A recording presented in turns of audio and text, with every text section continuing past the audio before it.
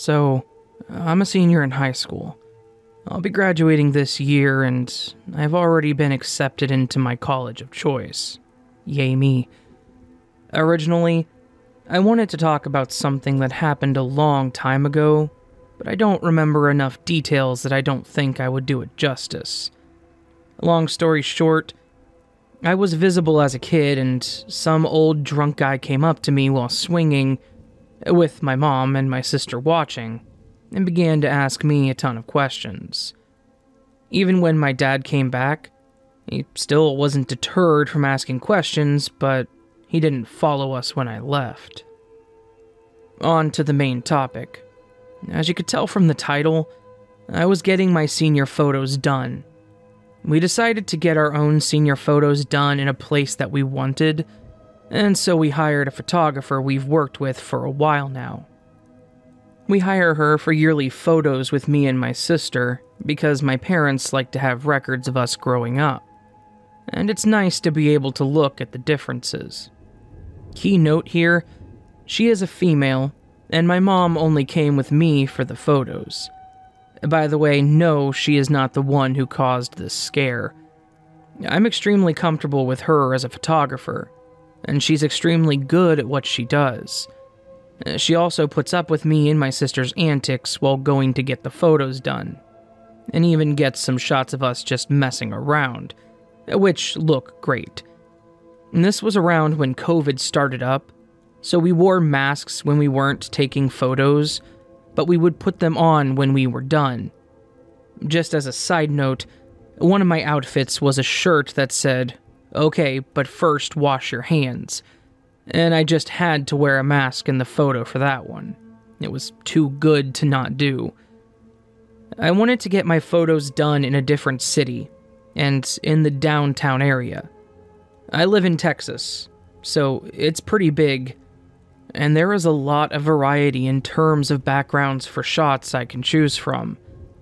I chose this specific place because there are loads of graffiti and wall murals that look just awesome to look at. Thankfully, our photographer had a studio where we could do indoor shots and touch up any makeup or hair. We brought 3 different outfits with us, and one of them had a shirt with a kind of low-cut v-neck. Not enough to be inappropriate, but made me look more mature. See, I tend to look 2 years younger than I am, but when paired with my hair actually having product in it, if I take care of it properly, I think it's somewhere between 2C and 3A, but that system is a little confusing to me. In the addition of makeup, I look to be around my age, maybe a slight bit older. I'm still 5 foot tall, so that has a lot to do with it. Pair that with the more mature clothing, and I don't look like I'm 15, I actually look my age. It turns out, when it comes to creepy people, looking 17 does a lot. So, we start out in the studio and get my makeup and hair done. I already put product and anti-frizz in my hair before, but 2 specific trouble strands refused to cooperate, and we fiddled with them to make them less frizzy and cooperate. So for once, I don't actually look like a train wreck with a puffball on my head. We do the indoor shots, change into the 3rd outfit, and decide to finish up with some of the mural shots. We walk for a bit, and I already get a quick moment of WTF. Some older guy, with a girl, walked past and just stared at my chest. Okay then, that wasn't exactly pleasant. I mentioned it to my mom and the photographer after we are out of earshot, and they aren't exactly amused by it. We see a few different neat murals and stop to take photos there. From the vantage point of one of them, we can see this really neat deck area that has vines crawling up white painted brick. We decide that can be our next destination. I also notice this rainbow mural and make note that I really want a photo in front of it for one of my photos. My mom mentions that we can do it after the vine one, And I agree, and we walk over to the patio. To give you a better idea of what this area was like, I'll give you a vantage point from the deck area. There are concrete white half walls on the border of the deck, with a few plants and benches placed neatly within. There is a road across from us with a few buildings, and a door to the left that leads into the, probably offices, that are attached to the deck.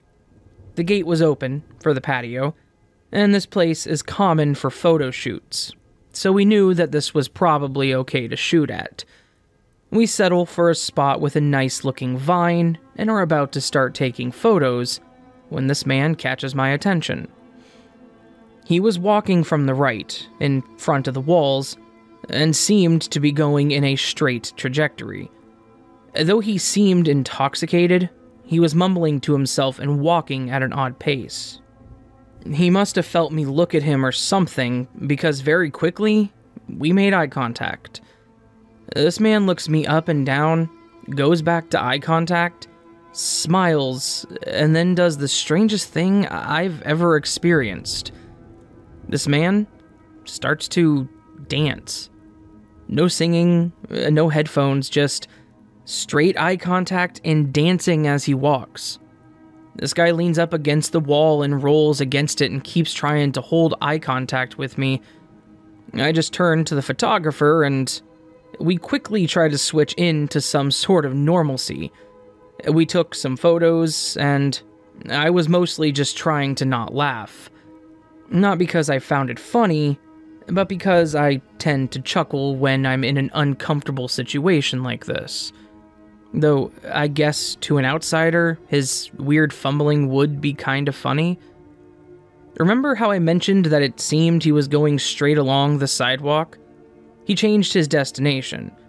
He went up to the door to the offices, looking at me, still smiling as he did so, and then tried the doors. Once, twice, 3 times. I think he realized he wouldn't be able to get in, and decided to just lean against the wall and watch me. I think we all just unanimously decided that it was time to leave. That this was turning into something possibly dangerous.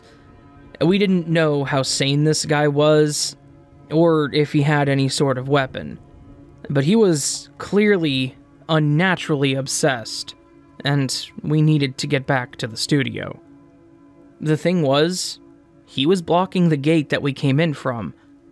Thankfully, there was one on the other side of the deck that we could get out of. We start walking to the gate, and I'm adjusting my shirt to make sure nothing is seriously showing. I'm a pale teenage girl who got whiter than snow because I was worried about if this guy was going to get aggressive.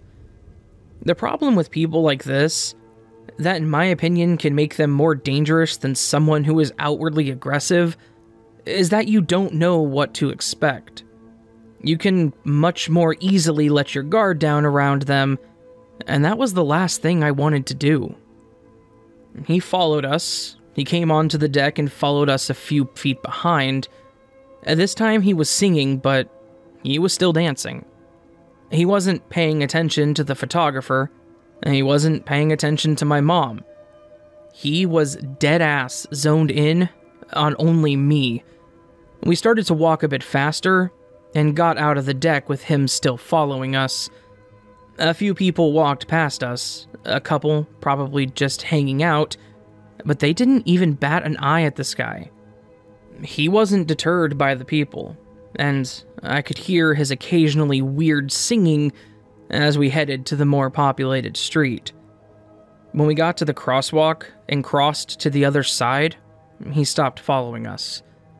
He just stood there by the light, watching us. No longer dancing, no longer smiling, just staring. Still at me, just focused solely on me. I personally think that the increase in people made it to where he couldn't follow us like before. It was much more likely someone would step in and tell him to cut it out. He wasn't wearing a mask, by the way, so he stood out amongst the other people. We didn't say anything until we got back into the studio. I was kind of freaked out. That kind of thing had never happened to me before. Sure, I had that weird guy talk to me as a kid, but he didn't follow me. I've had guys be assholes and stuff, and I've dealt with bullying, but I've never dealt with someone who was completely unpredictable. And not knowing what to expect, it was terrifying. Even though I really wanted that rainbow background photo, we decided to finish off the day with indoor shots. The only thing I was thinking about was, what if I had worn my romper instead? That shirt wasn't all that revealing, but the romper showed a little more. And not enough that it would be inappropriate, but enough that it made a difference. I was fine with that. It actually made me feel confident about my body, which was rare. But I know it would have attracted more eyes. I can only imagine what the difference in reaction might have been if I was wearing that during the outside photos, rather than jeans and a fancy shirt. What kind of change in behavior would that make for that guy? I don't want to think about what would have happened if we had one less person in our group. 2 clearly grown women with a possible young adult is much more intimidating than 1 grown adult with a young adult. If I can figure out how, I'll attach a photo to the comment. You can clearly see how uncomfortable I am during this, and I have this weird half smile going on. One of my friends who likes studying body language pointed out to me that I was fiddling with my ring in the photo, which I didn't even register in the moment. Other than that, I hope you enjoyed the story. If you have any idea what was up with this guy, if it was drugs or something else, let me know, because I genuinely have no idea what it would be.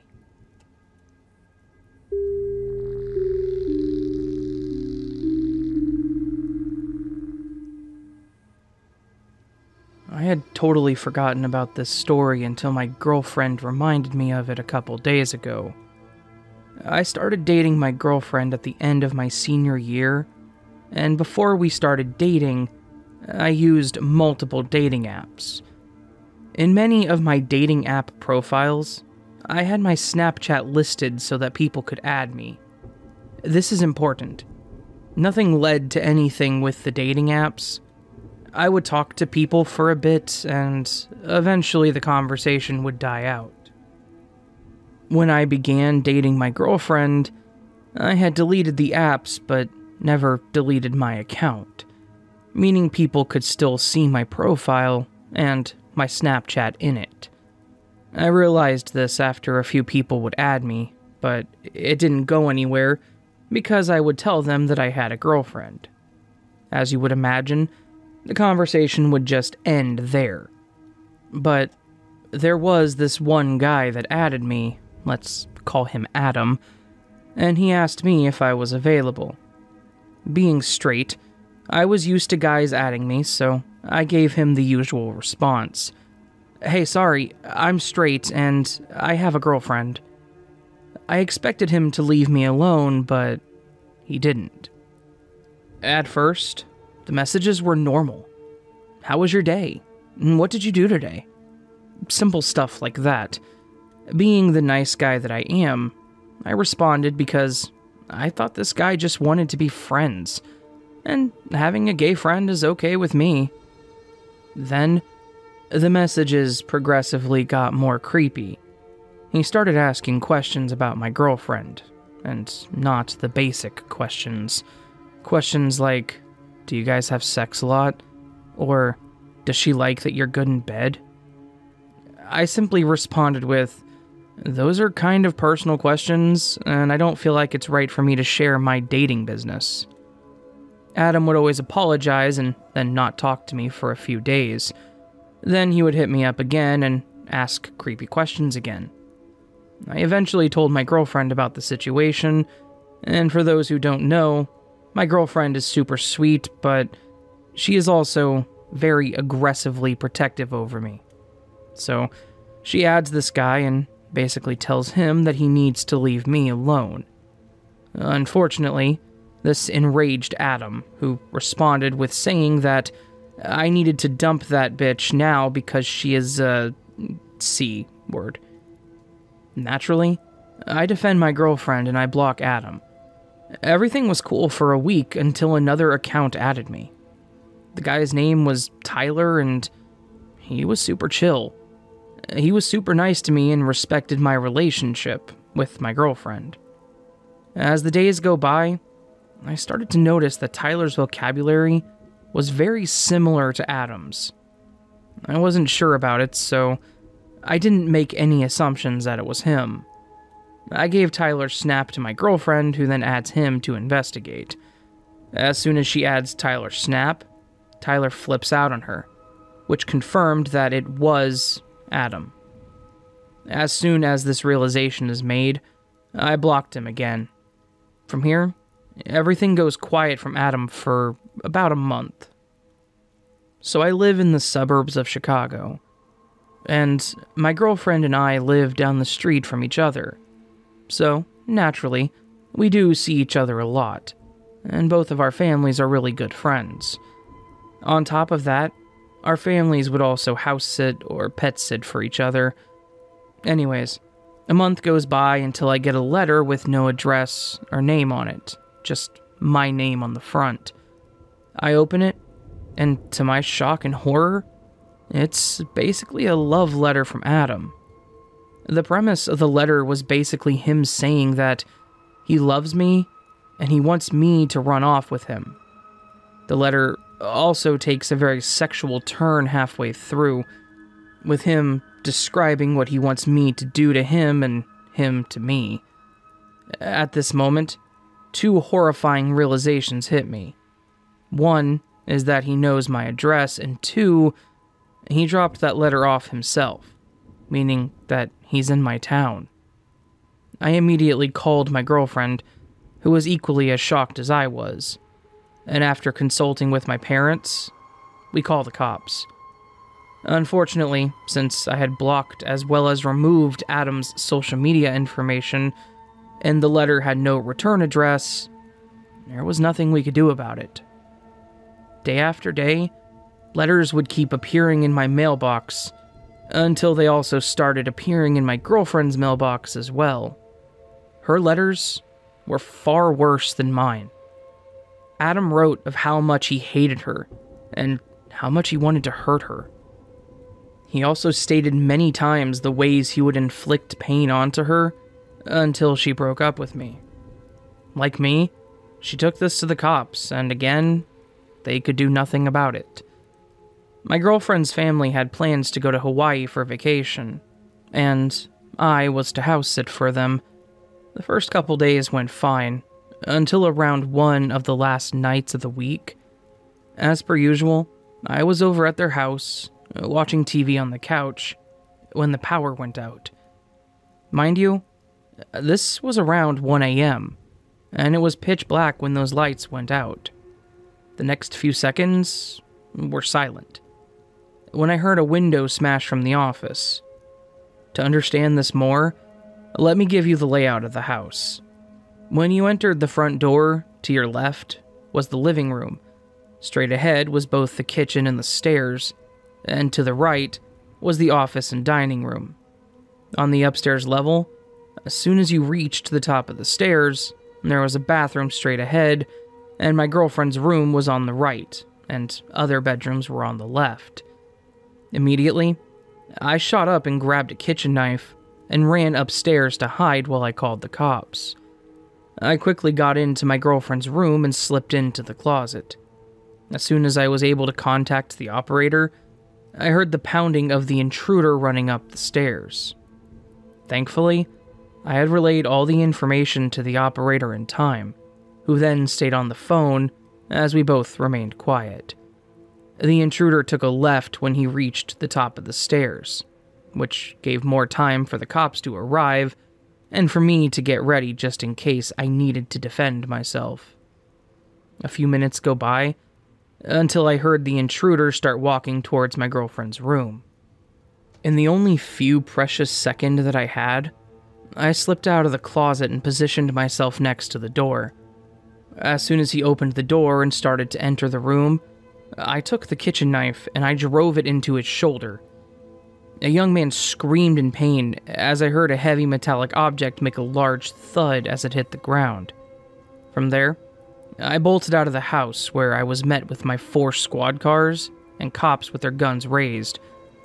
I threw my hands up, shouting that he was upstairs in the right room. A few minutes go by, and the intruder was dragged out. Still screaming in pain, with the siren lights flooding the street, I got a glimpse of his face. It was Adam, and I was informed later by an officer that metallic thud was made by him dropping a handgun.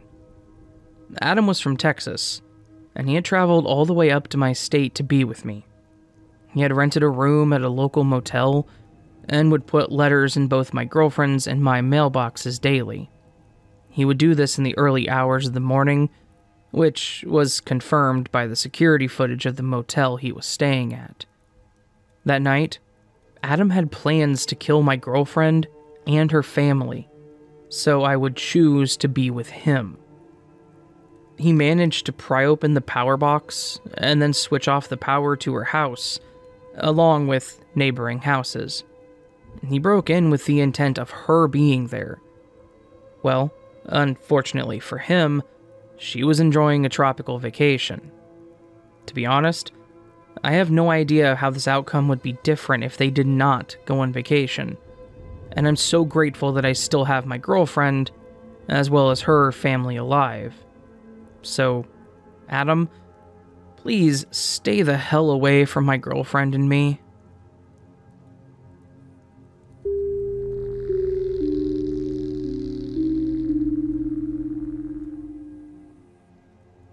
This is my first time posting, and I am on mobile, so please bear with me.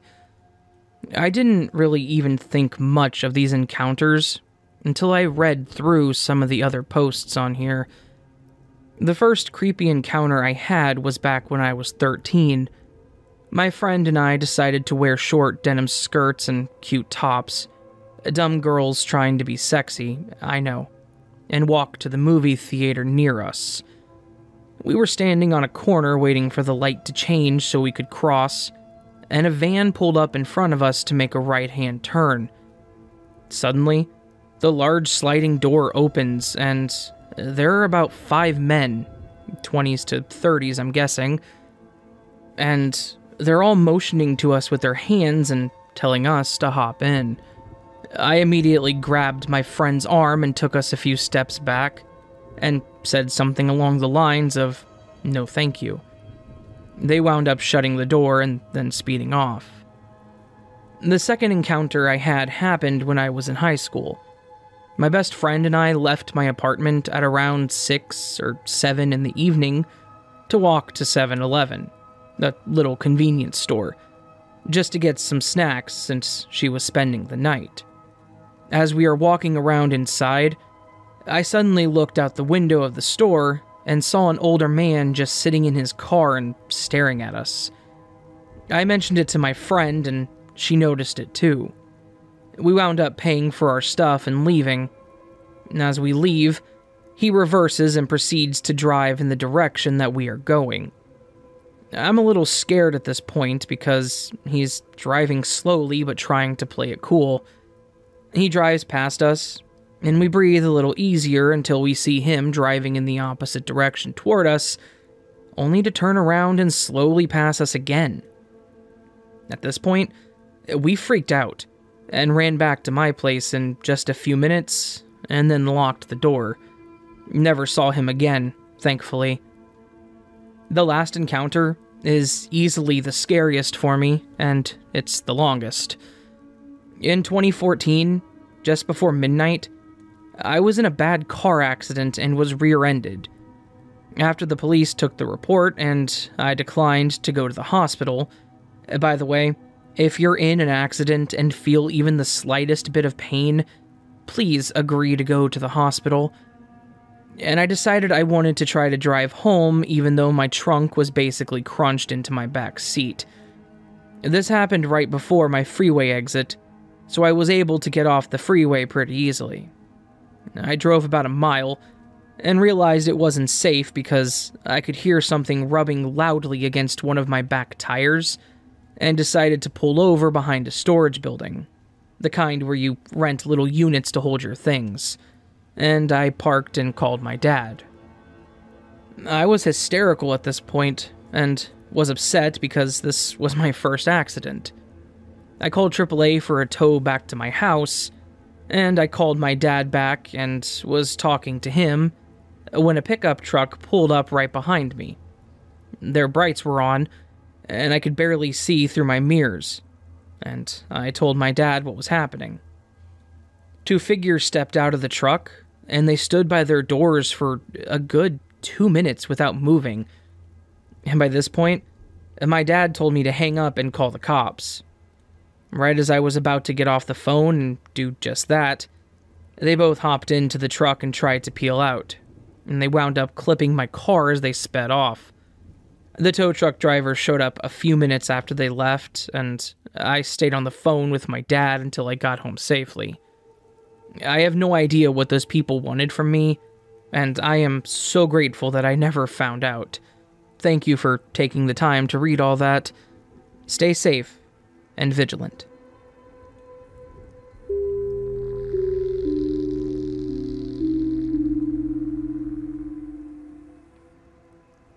It was a bright and sunny Friday afternoon, where I exhausted myself going to a meeting with a university organization that I'd begun to hate.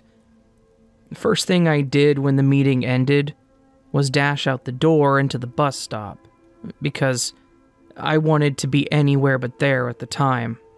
To this day, I hate that organization with a passion. Anyways, on campus there was a bus system that circulates the campus to ease transportation. Doing the normal thing to do, I waited there, though it wouldn't arrive for about 15 minutes because of the time. It was lunchtime, and bus drivers need to eat too. I had no problem with it, because it was damn hot and walking would just melt me. But me being moody from the meeting, I just waited by the side of the road where the bus usually sits, while scrolling through my phone. This is where it starts to get creepy. A car pulls up. It was silver, and it had one of those round things on top of it. The storage things, I guess. I didn't think much of it, because sometimes foreign students stop by all the time to ask for directions. So I just thought maybe she needed help. But this was a local. She rolled the window down and asked me if I wanted to go to City X, which was very close to campus, and is usually where students go to during the holidays since there's a bus terminal there. Weird, I thought. What? I asked, kind of surprised that she'd asked. I had no plans to go there either, especially not alone since I get lost easily. Do you want a lift to City X? She said again. It took me a while to respond, but I said, no, thanks anyway. Are you sure? I could give you a lift, she said. Yeah. My impatient self low-key wanting to ask her to send me to my college dorm instead since it's on the way. It's just one stop away from where I was. And I almost did it, but I didn't, and she left. I didn't notice it at first, but the minute people started coming to the bus stop, she left. No one that got there early even noticed her or her car. It was all very bizarre, and I didn't get good vibes from it, so I texted my boyfriend immediately to tell him about it. He later told me that it was freaking dangerous, and that I should have just called him if something like that happened, or at least pretended to have someone on the line.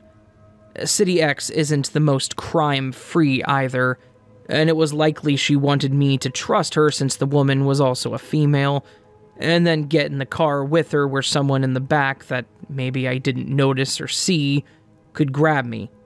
Or she could just not send me to City X and rob me to leave me stranded somewhere else. It was dangerous. So I warned everyone I could about the woman and the car. At the time, I didn't feel a sense of danger because of how moody I was because of the meeting. And if it weren't for the fact that I'm an indoor person who was sweating and wanted to cool off in my room and shower, I might not even be here to tell the tale. Who knows what could have happened? I'm just thankful I'm still here, curious as I may be. It could also be that someone just genuinely wanted to help. But nowadays, you can't just trust strangers, even though they may seem weak or innocent.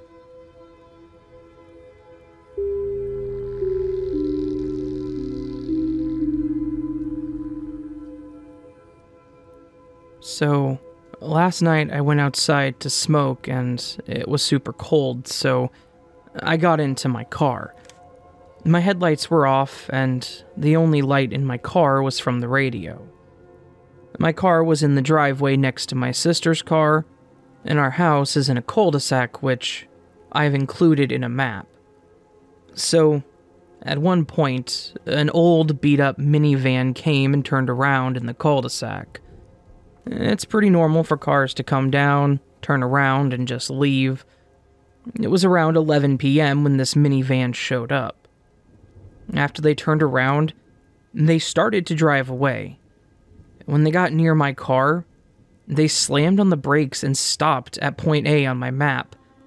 This car was in the middle of the neighborhood road and eventually turned on its hazards. At this point, I'm getting kind of creeped out because who slams on the brake like that and then turns on the hazards in the middle of the road? Shouldn't they have pulled off to the side if something was wrong? I turned my gaze away from the car to get my phone ready in case I needed to call for help. When I turned to look back at the car, I saw a woman. She had gotten out of the car when I wasn't looking and was getting back in when I saw her. Maybe she tried to pop the hood, but she never did. She got into the driver's seat and just stayed there for a few minutes with the hazards on. So this is where I start to get freaked out. And this lady eventually reversed her car pretty quickly all the way into the cul-de-sac at point B on the attached map. She still had her hazards on and positioned her car to where the headlights were pointed directly at me and my car. My sister's car was in between, and she has very tinted windows, so I couldn't see what they were doing. All I could see were her headlights and hazard lights blinking. At this point, I called my brother who was inside to tell him what was happening, since we've had people break into his truck about a week ago, so we've been looking for suspicious cars ever since. I thought maybe this lady just got a flat tire or something happened to her engine, but she kept driving so fast, reversed fast, and then slammed on her brakes, so I don't think there was anything wrong with her car.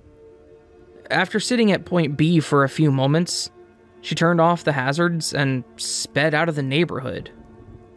I have a few theories about what was going on. I think there were more people in the back of the van, and I couldn't see them. I think the lady saw my radio light originally and slammed on the brakes at point A because they wanted to lure me out of my car. They turned on the hazards and stayed there, probably waiting for me to come help the woman. Then, when they realized I wasn't going to leave my car, they reversed to point B to shine their lights in my face to get me to come and help. Then, when they saw I was on the phone with someone, they gave up and left. It was just so weird and suspicious because they never pulled off to the side. They were either in the middle of the road or at a weird angled position to directly face me and my car. I'm not sure if it was just some crackhead, people trying to break into cars, or possible human traffickers. The whole situation freaked me out, and my gut was screaming that something wasn't right. But what do you all think?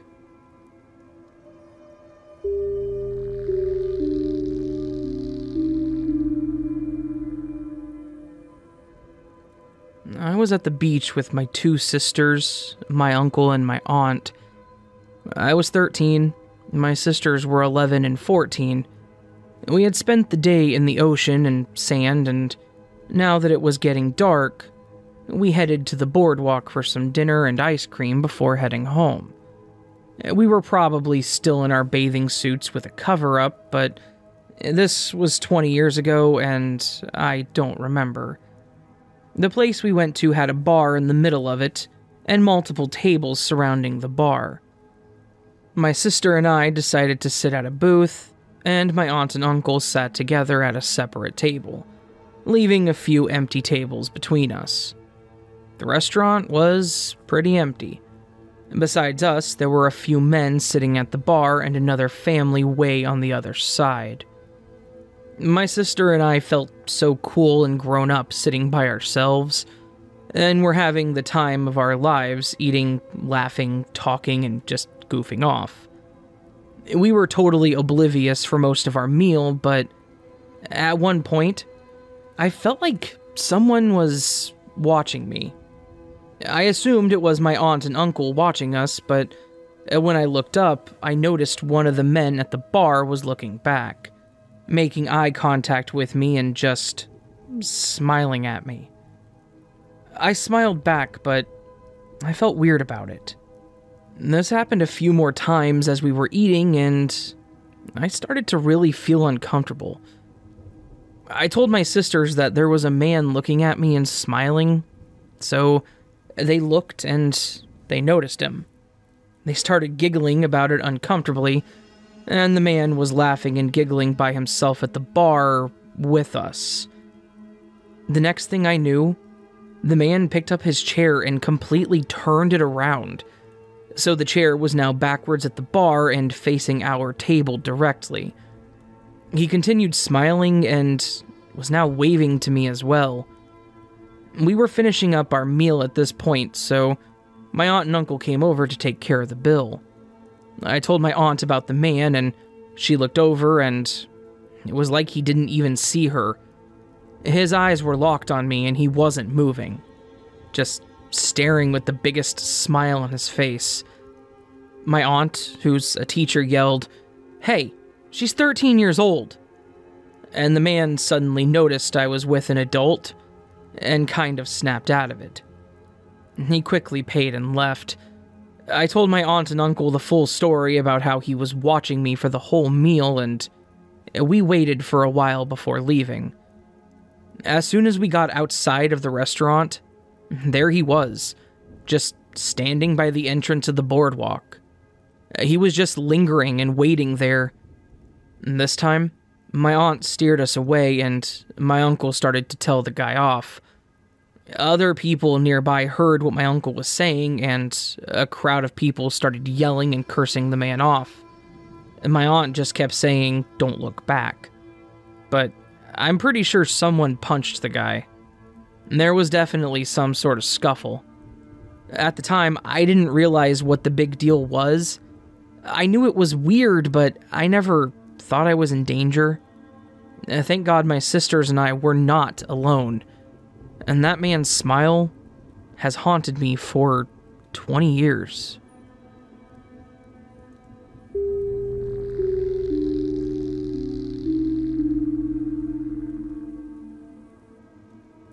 Obligatory, this didn't happen to me, but to my roommate earlier today.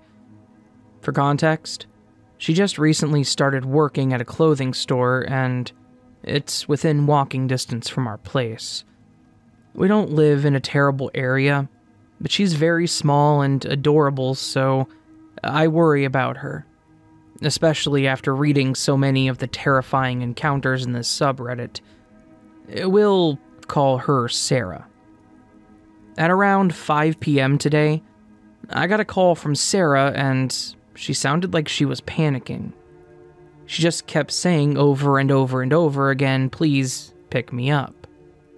I calmed her down and I asked her what happened. Apparently, while she was working, 2 men walked in that immediately gave her the creeps. They were significantly larger than herself and wore all black clothes with their hoodies pulled up. Literally, textbook bad guy clothes. As Sarah was stocking items in the men's section, these two men approach that same section and start meandering the aisles. But their eyes kept darting around the store as if they were nervous or they were looking for someone. One of them looked directly at Sarah before nudging his buddy and saying something in his ear. Starting to get officially weirded out, she began to walk toward another department to continue her work. As she walked past the men, she heard one of them quietly say to the other, "Did you do it yet?" Unsure of what it was, she did her best to put a good amount of distance between her and them, and continued restocking. After a few minutes, she looked up to where they had been in the men's section, and they were no longer there. She looked around, and it looked as if they had actually left the store. So, she felt a bit relieved. That relief was short-lived. After about 5 minutes, she began to get a strong feeling that someone was staring at her. She quickly turned around to find that one of the men was standing directly across the aisle from her, holding his phone up in a way that made it very obvious he was taking photos of her. As soon as they made eye contact, he turned around and speed-walked out of the store, as though he knew he'd been caught. Sarah immediately filed a report of the entire encounter to the store's security guard. He did a sweep of the store to see if the other man was still there. He had taken off too, and neither of them could be seen in the parking lot, so the security guard just took note of their appearance, and that was it. Having read about how human traffickers will sometimes take photos of their victims before attempting to abduct them, I'm horrified. I wish that I could be there with her all day at work to make sure these a-holes don't come back, but the best I can do for now is drive Sarah to and from work every day. There's no way in hell I'm letting her leave that store alone and risk getting picked up off the street.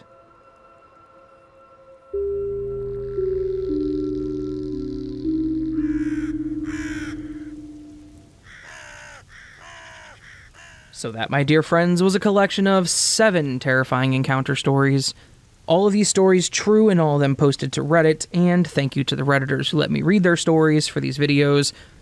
Hopefully you guys pulled some entertainment value out of it. However, hopefully you can also take a little bit of education value from it as well. Always be cautious of your situation, always be aware of your surroundings, and if you see something, say something, basically. So, yeah, thank you again to all the Redditors. Thank you to everyone who listens to this video and gets this far, and even those who don't get this far, thank you anyways. And thank you to everyone else that is out there. Just thank you to all, what, 7.9 billion people? Hang on. Hey, Google. What's the Earth's population? In 2019, the population of Earth was 7,673,533,974. That was a very exact number. Thank you to all those except for those last 4. You know who you are and you know what you've done. Anyway, I hope you all have a beautiful day. If you enjoyed this, please do hit that subscribe button, bell icon next to it, hit that thumbs up button, let me know what you thought in the comments, and if you really want to support the channel, follow me on my social media platforms or over channel memberships or Patreon. All patrons and channel members get early access to all of my content and some extra stuff that is really neat. I'm thinking about adding something new to the Patreon list, potentially for the $5 tier and up, if I can get it to work and get the money to get it purchased.